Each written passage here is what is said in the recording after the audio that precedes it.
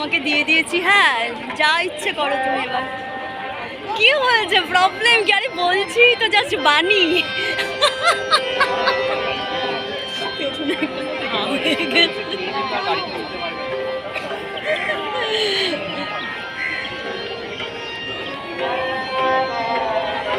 এখন ভাবছি সাদা ফুল একটা গুজে এলে ভালো হতো, খেয়াল করিনি না, অত তো পড়ি না।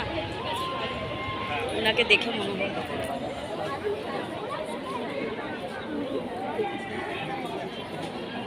এই প্রচন্ড গরমে কি বলতে ইচ্ছে বলো তো? I love summer. এছাড়া আর উপায় নেই। সেদিন জানো তপন দা